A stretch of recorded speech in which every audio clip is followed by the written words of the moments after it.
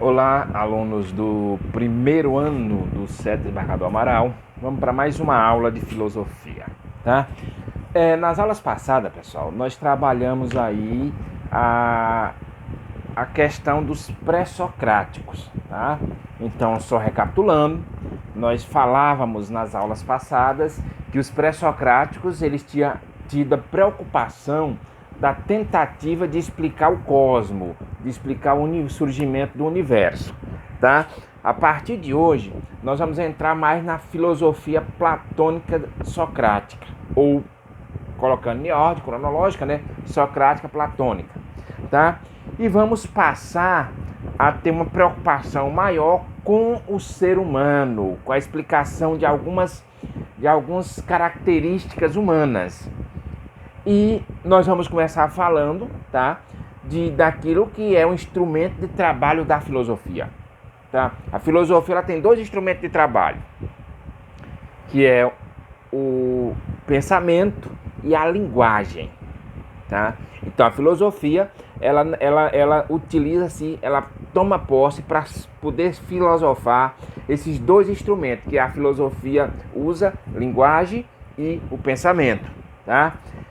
Então nós vamos ver aí na página 37, o mundo humano dos símbolos. Olha, e aqui vai um dado curioso, a gente gosta sempre de trazer essas curiosidades na sala de aula, que eu acredito que seja cultura, seja informação, tá? O mundo humano dos símbolos. Vocês sabem qual é a palavra que é o contrário de símbolo? O contrário de símbolo é diablo, ou em português, diabo. Diabo é aquele que divide e o símbolo é aquele que une. Só uma curiosidade aí para o conhecimento de vocês. Então, o que nós temos? O mundo humano dos símbolos. O que nós vamos trabalhar nessa questão aqui nesse capítulo? Vamos trabalhar, pessoal, com a cultura, com a linguagem, trabalho, consumo e lazer. São atividades essenciais, tá? São atividades essenciais que o ser humano utiliza no seu dia a dia, que o ser humano precisa. Essas atividades, tanto da linguagem, da produção da cultura, da linguagem, do trabalho, consumo e lazer, eles estão presentes na vida do ser humano, tá? E a filosofia, para procurar entender o ser humano, ela vai procurar entender o quê? Procurar entender elementos que o ser humano faz, que o ser humano produz, tá? E aí nós temos aí, ó, primeira, linguagem. É a porta de entrada para o humano. Não, vou ter que molhar a garganta, senão... Então, o que acontece aqui? Então, nós temos aí, ó, a linguagem é um dos primeiros pontos, que vai nos diferenciar, olha, que vai nos diferenciar dos outros animais, tá? O que diz aí, ó? Começamos a identificar o que há de comum e desigual entre os seres humanos e os animais. Os animais têm linguagem, lá embaixo vamos ver dizendo que tem, mas é uma linguagem muito rudimentar, tá? Aí, por exemplo, as abelhas, quando ela encontra pólen, quando ela encontra flores, elas fazem um determinado movimento que é para chamar a atenção das outras abelhas, que ali tem pólen, ali tem para fazer o mel, tem matéria-prima para fazer o mel. Então é uma linguagem simples, não é uma linguagem rebuscada. Já a linguagem do ser humano é uma linguagem muito complexa. E essa linguagem ela foi ganhando complexidade ao longo da história da humanidade. Não vai pensar você que o homem da caverna tinha uma linguagem tão sofisticada e tão abrangente como nós temos hoje. Tá? Não tem. Então vamos lá. Eu digo assim, ó, as especificidades do nosso gênero deixam claro que as diferenças existentes não estão apenas nos graus diversos da inteligência. Lógico que o ser humano ele tem uma capacidade muito grande de desenvolver a inteligência, tá? É bom que a gente diga isso. O ser humano, ele tem o potencial e a capacidade de desenvolver a inteligência, tá? O ser humano só nasce com essa capacidade. Vamos ver lá embaixo por que o ser humano só nasce com a capacidade da humanização, da inteligência, de utilização da inteligência humana. Ele tem o potencial. No entanto, ao nascer, a criança não é tão inteligente quanto um adulto. Ele não tem a capacidade de... O que é inteligência, gente? Inteligência, pessoal do primeiro ano, é a capacidade que o ser humano cria, que ele vai desenvolvendo, de solucionar problemas. Entenderam? Então é a capacidade que o ser humano tem de solucionar problemas que os problemas apareçam na sua vida. Aqueles problemas que aparecem na sua vida, eles vão tendo essa capacidade de resolução, tá? Então isso é que é inteligência. E a criança, ao nascer, ele não tem essa capacidade ainda. Ele é totalmente dependente do adulto. E por que isso? Ó, presta atenção, como nós conseguimos, ó. Pois enquanto os animais permanecem mergulhados na natureza, o que nós fazemos? O ser humano, somos capazes de transformá-la em cultura, tá? O ser humano, o que o ser humano faz? O ser humano pega a natureza e transforma. E aquilo que ele pega da natureza e é transformado, nós chamamos de cultura. Aí nós temos dois casos, para vocês terem uma ideia, e como nós vamos sendo humanizados. O que significa isso? Quando nós nascemos, quando nós somos bem pequenininhos, nós não temos muita diferença de um filhote de qualquer outra espécie, tá? Nós apenas vivemos por instinto. Comeu, encheu a barriguinha, a mãe bota lá no berço, a criança vai dormir, ela não está preocupada com nada. E com o passar dos anos, com a convivência que a criança vai tendo com os adultos, o que acontece? Aquela criança, ela vai se humanizando, pegando os hábitos e a cultura dos adultos que estão em sua volta. Nós temos dois casos, o primeiro caso e depois um outro caso, para vocês terem uma ideia como o ser humano, ao nascer, ele precisa de ter contato com seres humanos adultos.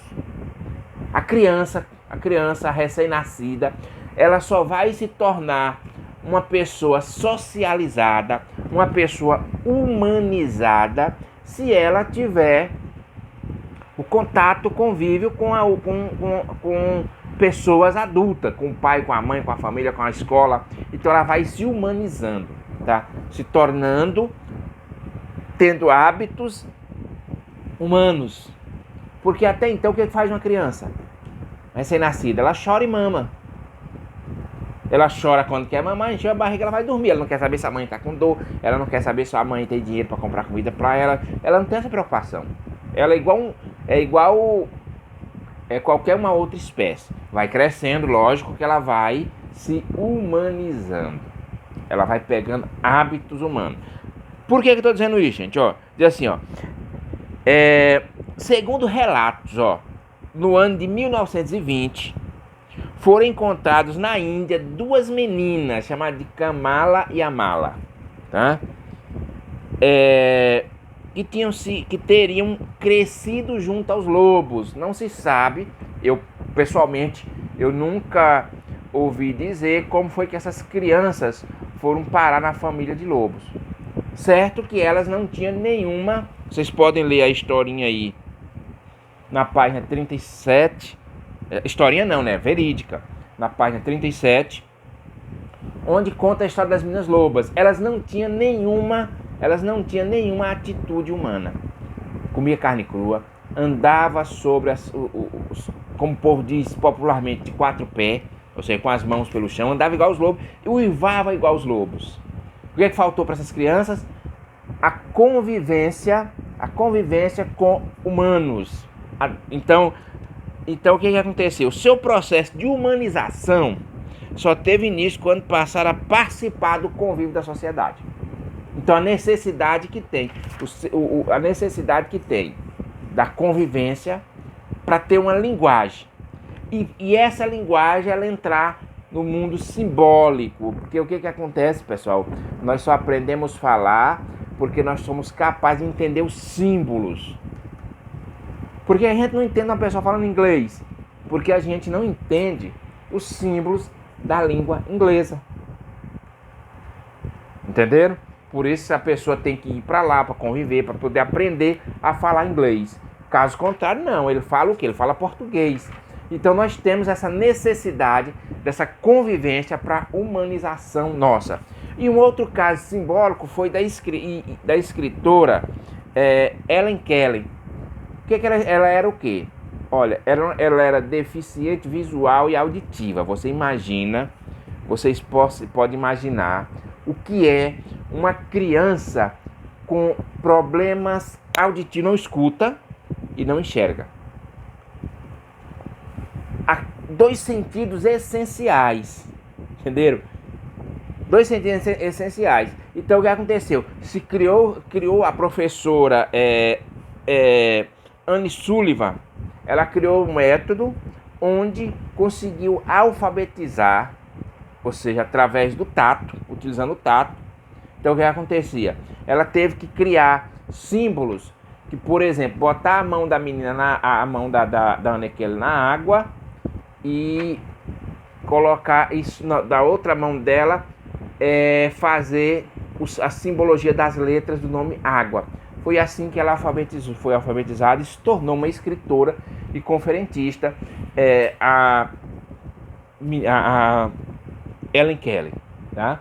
Então você vê o que foi preciso. Foi preciso criar métodos, símbolos, para que houvesse uma humanização daquela criança. Tá? Então nós só entendemos o mundo, nós só conseguimos compreender a sociedade que nos cerca a partir do momento que a gente domina toda a simbologia que existe na sociedade. Então, os símbolos criados na sociedade, que a linguagem apodera, a linguagem sem o símbolo ela não existe, ou seja, para que haja a linguagem, há a necessidade do símbolo. Então, a linguagem vem junto com os símbolos, e as pessoas, utilizando-se dos símbolos, elas vão se humanizando, elas vão se tornando humanos. O grande exemplo da necessidade são as meninas lobas na Índia, tá? Que por não ter convivido com seres humanos, elas não tinham nenhuma manifestação que se assemelhasse a um outro humano. Por quê? Elas não existia na cabecinha delas o mundo simbólico da linguagem que nós criamos para nos tornarmos pessoas humanizadas. Olha a diferença. Humano é espécie, humanizados são outros, tá? Elas não eram humanizadas. Também a Helen Keller, também para ela se humanizar, a professora Anne Sullivan criou um método que foi capaz de introduzir na vida dela os símbolos, e assim ela se comunicar. Aprendeu a falar, porque ela era surda e cega, não tinha problema nas cordas vocais. Então ela não aprendia a falar porque ela não escutava. Então ela foi aprendendo a falar a partir desse método desenvolvido pela professora Anne Sullivan para alfabetizá-la. Pessoal, mais uma aula, tá? Deixa eu dizer uma coisa para vocês. Se tiver qualquer dúvida, deixe no comentário dos vídeos as dúvidas. E não esqueçam, para mim saber quem está vendo os vídeos, deixa um comentário lá. Pode ser só um ok, um bom dia, uma boa noite. Deixa qualquer coisa lá que eu sei que vocês viram o vídeo, tá? Viram assistir a aula. Tá ok? Bons estudos e até a próxima aula.